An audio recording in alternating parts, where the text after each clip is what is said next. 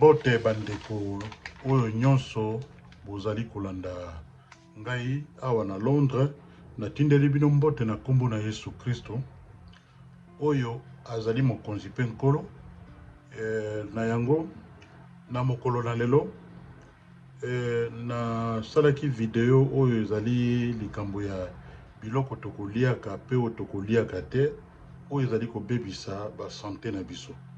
Nazali ko insister mingi na basale ya Nzambe na le peuple de Dieu tozala na ignorance te. Omoni ba mboko ya surtout actuellement mokili ezali ya kobeba na makambo ya commerce. Tango moto aza kosala makambo na ye aza ko se retrouver dans makambo mosusu etali nango penza yete. Bon, namoni na biloko kolia na koloba boye tozali na oyo babengi ba biloko tango toza kosomba yango totalaka na makomi bakomi na biloko kolia. Okomona biloko bakoma mosusu sans OGM. Ezali lokola no GMO biloko wana. Donc ezali na déforme na oyo ezali na yango oyo eza na yango te. Nalobaki likambo ya biloko ndenge Nzambe asalelaki biso il faut ezalaka na ba semence. Eloko nyonso kolia il faut ezala na semence na yango nde kosala te wana ezali malamu mpona kolia.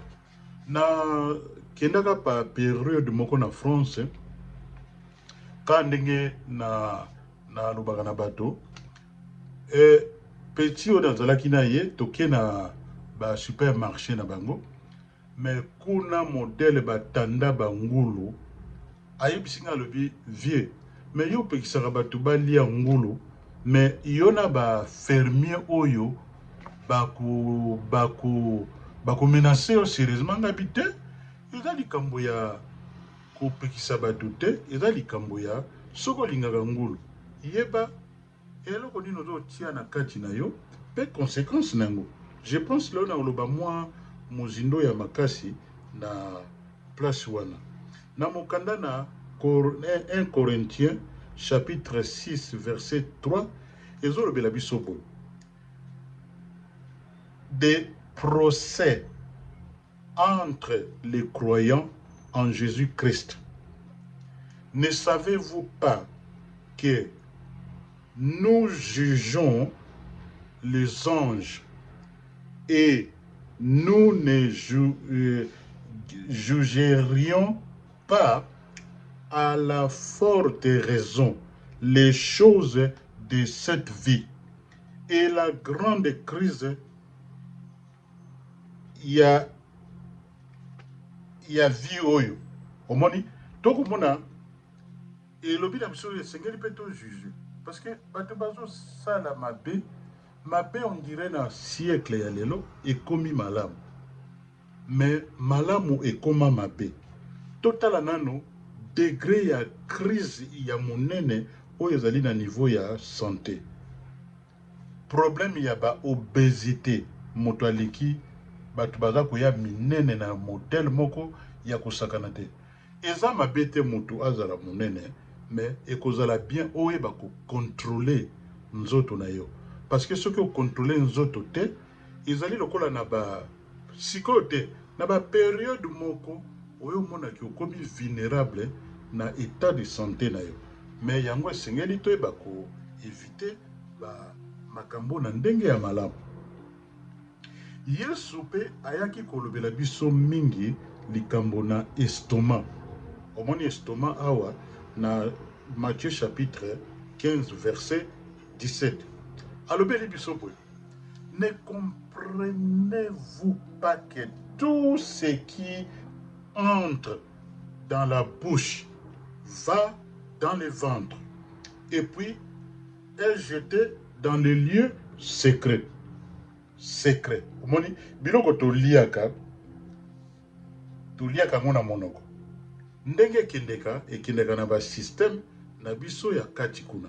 Sikoyo lere ole esengeli oyeba ndenge ya ko se décharger.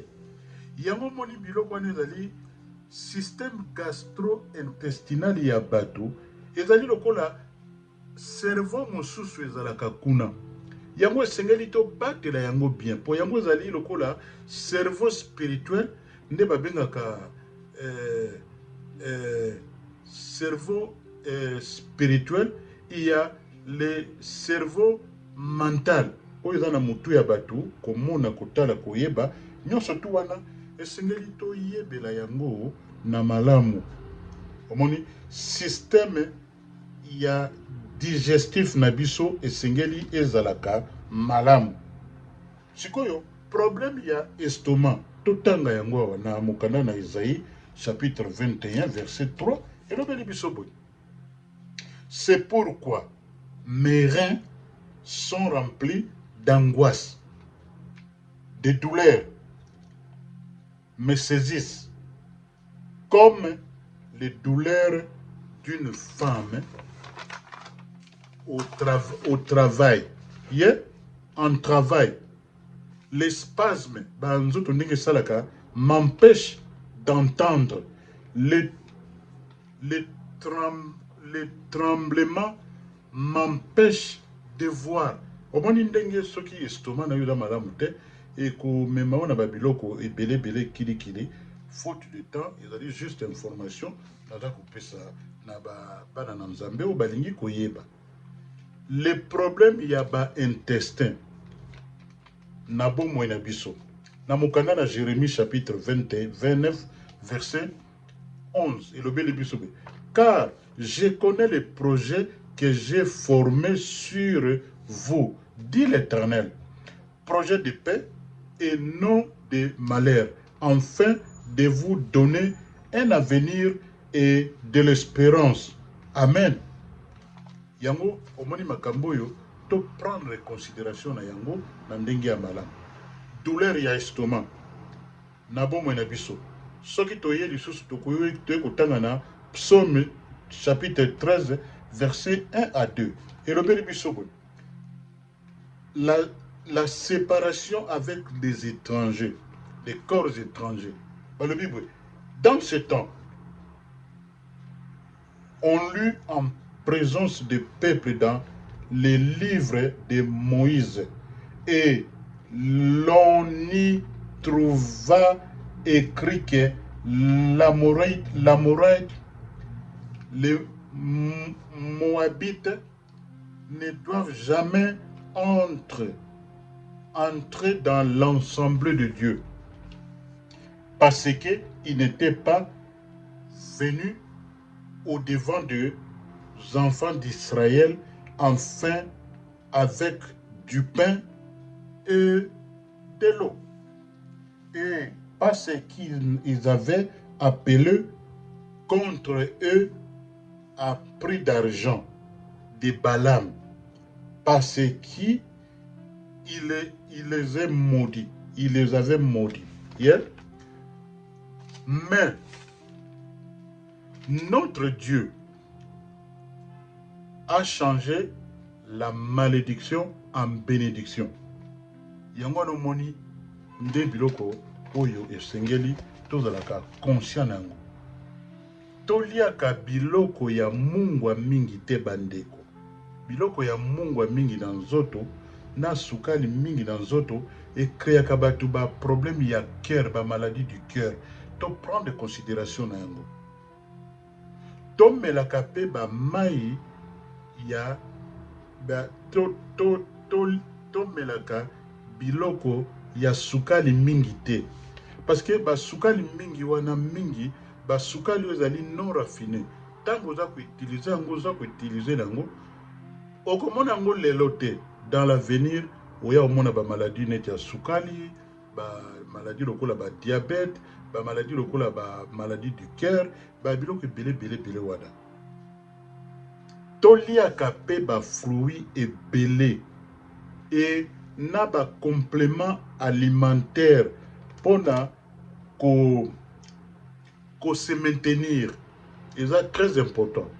Ba complément alimentaire mingi esengeli kotala kango koyeba oyo ezali malamu na nzoto na yo oyo peza malamu na nzoto na te surtout ko somba ko eza biloko ya moins cher te oyo ezali na origine place euti oyebi te esengeli ko somba ka biloko oyeba totanga ba mama tango toza na bamboka oyo nayebi ke mosusu anglais eza mwa pasi mosusu français eza mwa pasi mais tosi toboti bana awa bana bayebi munoko oyo très bien soki likambo ezali benga mwana tuna ye olobi mwana eloko ezali bien bana oyo toboti ya bayebi mindela bato mwindu wana bayebi makambo ya bien mpona biso epuis balandelaka makambo ya malamu epuis omoni ntango nzoto ezali malamu ekoproduire une très bonne énergie na nzoto na yo parce que soki nzoto ezali malamu okomona réaction ya énergie na nzoto na yo ndenge faire fonctionner yo ke ozala na négativité mingi te ba énergie ya malamu na nzoto ntango oza kolia biloko ya malamu oza kosala pe énergie ya malamu pe kosala yo te ozala na bonne santé pe eloko mpe mosusu ezali important nazali koinsiste mingi na bandeko na biso bamama batata tokendaka mpe bacontrôle médical ezali ofele eza nango te ke moto afuti tike na Congo aye na poto mpo aya kose faire soigner akende Inde ou Afrique du Sud mpo futa awa ezali ofele tozwaka sujet oyo ya santé na biso mpe na biloko ya kolia très important yango nde tokoumbela na mokili oyo ye yango wana omoni de temps en temps frères et sœurs esengeli tosalaka biloko wana neti bacontrôle médical mpe na bato na communauté na biso mpe na diaspora eza très important omoni nakolinga koloba mpe lisusu eloko moko boye omoni kisi oyo paracetamol kozwa yango ebele komela yango ebele ebebisaka bafoi ekreaka baproblème na niveau ya foi omoni soki ozali na bana tuna okoyeba bato bamelaka baparacetamol ebele ezali malamu te eza baproduit ya mabe ezali kokoze biso baproblème interne oyo ngai na yo toyebi te toye komona awa na Proverbe chapitre 4 verset 23 elobeli biso boye ke toyokaka makambo balobaka na biso balobi na kati ya nzoto na kati ya makanisi oyo ezali en bonne santé ezali kosala te nzoto ya yo moto pe etambola malamu soki tozwi tant totangi na Proverbe chapitre 14 na verset 30 elobeli biso yango bon naoya koloba lelo nazalaka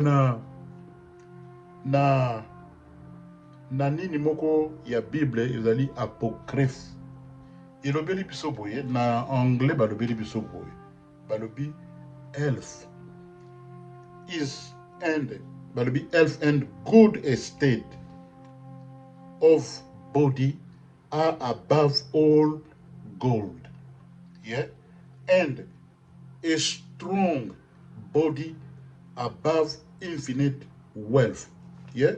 Sikoyo nakoloba ngo na lingala awa eza kolobela boye santé ya kolongono na kati ya nzoto ezali koleka bawolo nyonso oyo ezali na mokili oyo pe kozala na nzoto makasi ezali likolo ya bomengo oyo esilaka te ndeko shwa na biso bato ezali boyo to prendre likambo ya ndenge tolobi kosambela ezali mabe te raison tosambelaka mpo nzambe afungola état d'esprit na biso pe âme na biso ezala éveillé malamu na kati na nzoto oyo ezali nini tozali biso banso produit ya biloko oyo tozali kolia. Soki oliaka mabe, ne t'attends pas que nzoto na yo ezala malamu.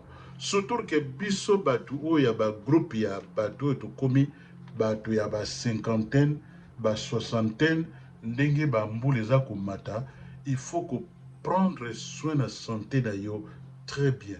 Yango balobi, mon peuple est péri parce qu'il lui manque la connaissance. Nanzela na connaissance, oko développer la sagesse, discernement, pe oko miye ba malamu, oko yeba nini ya kolia na nini ya kolia te. Omoni, soki yozo lia biloko ya malamu, oko mona pe nzoto na yo pe ekotambola pe malamu. Soki yozo lia biloko ya mabe, ata soki okei kosambela bozonga na ba video na salaki na ona salaki wana, okomona te olie na saka ba répétition lukande ko otala video wana olanda yango pe otala oyo okomona ke makambo to koloba ezali soki tolingi ko vivre molai na mokili oyo na bit toyaki nango na mokili oyo esengeli tozwaka biloko oyo tozolia ya malamu na ya malamu te. Bilialia ezali malamu te. Omoni dernièrement bato balingaka kolia ba mayebo. Mayebo ezali na semence te. Ezali ata na semence moko te. Soki osali ba étude ya makambo na koloba, vraiment okozala moto oyo oyeba biloko nini ozali kolia na nini ozali kolia te. Biloko lokola mayebo wana ezali malamu te. Mais ezana bato mosusu balingaka mayebo, mais yeba eloko nini yozo tia na kati ya libumu na yo. Touti komona yango awa très clair. Tika ete message on azaki nango lelo pona mokolo na lelo ezali nde yango wana. Yango nazali kosenga na bandeko na ngai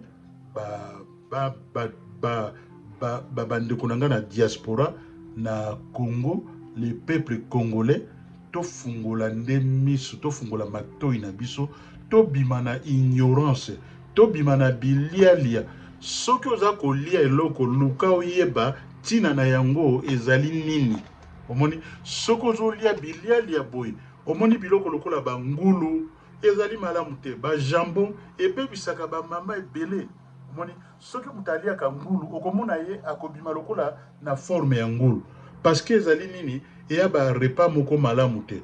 Na koya ko clôturer histoire nanga na période moko na lobaka na muninga moko na lobi makambo na ngulu akena na pays au pays de Galles ake kokuta place basalaka ba fermier basalaka bangulu bangulu wana babetaka bango batonga po ba produire produire pona ba faire ekende liboso.